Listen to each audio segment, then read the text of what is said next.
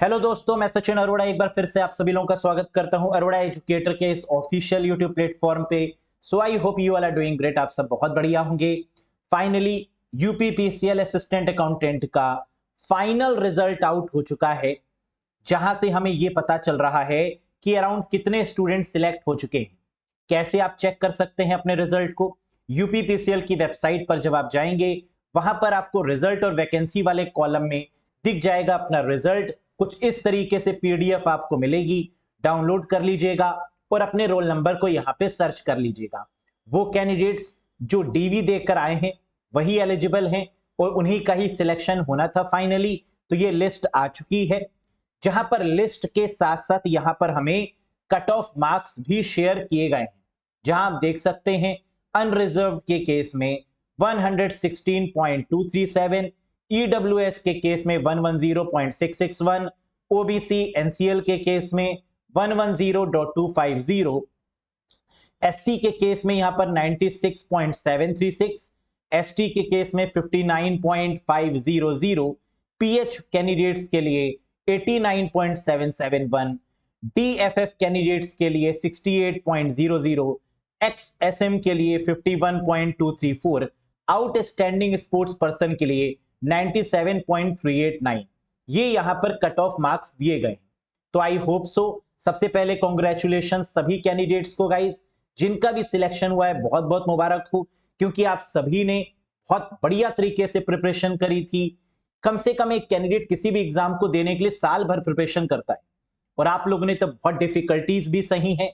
Finally result आ चुका है, congratulation to all. यहां पर कॉन्ग्रेट्स उनको भी बनता है जिनका सिलेक्शन नहीं हुआ है, क्योंकि आपने अपना 100% दिया था, और जो भी कैंडिडेट्स अपना 100% देता है उसको उम्मीद होती है सिलेक्शन की। लेकिन हम जानते हैं कि वैकेंसीज बहुत कम है, लिमिटेड है, तो हर किसी का सिलेक्शन नहीं हो सकता। लेकिन फिर भी मेहनत तो सभी ने करी है यहां पर।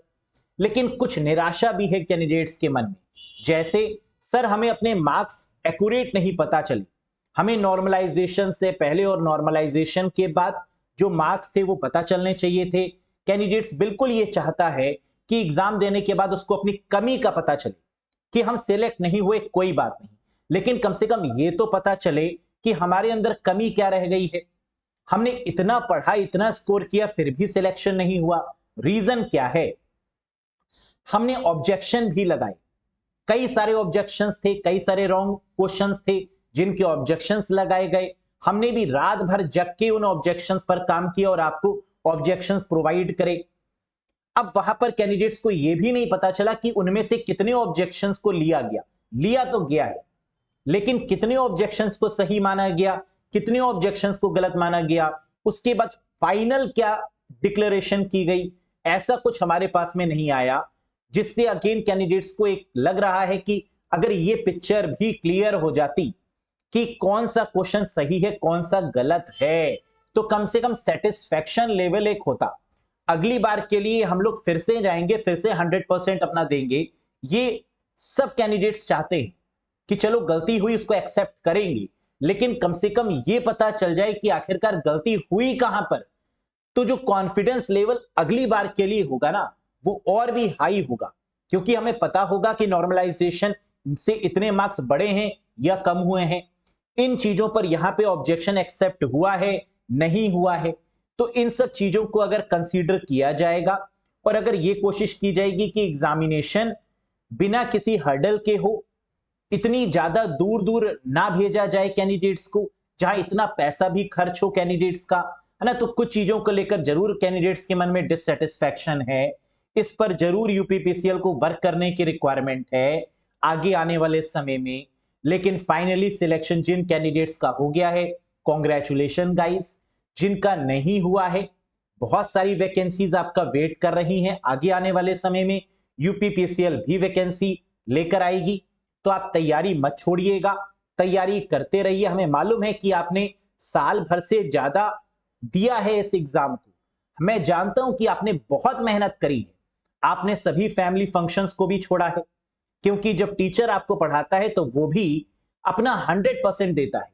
और जब आप एग्जाम में जाते हैं तो सिर्फ आप नहीं, वो टीचर का भी एग्जाम होता है, क्योंकि उसका पढ़ाया हुआ कितना आया और उसी के भरोसे आप एग्जाम देने जाते हैं। तो हर एक पल में वो टीचर, वो फैकल्टी, वो मेंटर आपके साथ होता है और वो चाहता है कि उसके स्टूडेंट्स उससे डिस्कस करें, उससे चीजों पर बात करें, जो आप लोग हमेशा हमसे करते आए हैं। तो फाइनली गाइस, डिमोटिवेट मत होइएगा जिनका भी सिलेक्शन नहीं हुआ है, और फाइनली जिनका सिलेक्शन हो गया है, पार्टी की रिक्वायरमेंट है तो पार्टी तो बनती है, पार्टी करिए जाकर बढ़िया तरीके से और एंजॉय करिए इस जर्नी को, क्योंकि फाइनली आपने सिलेक्शन ले लिया है।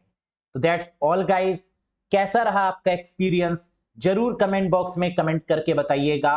वो सभी कैंडिडेट्स जिनका सिलेक्शन हुआ है और जिनका नहीं हुआ है, आप सभी अपनी जर्नी को जरूर एक बार कमेंट सेक्शन में कमेंट करिएगा और आपकी जो फीलिंग्स हैं उनको जरूर एक बार एक्सप्रेस करिएगा।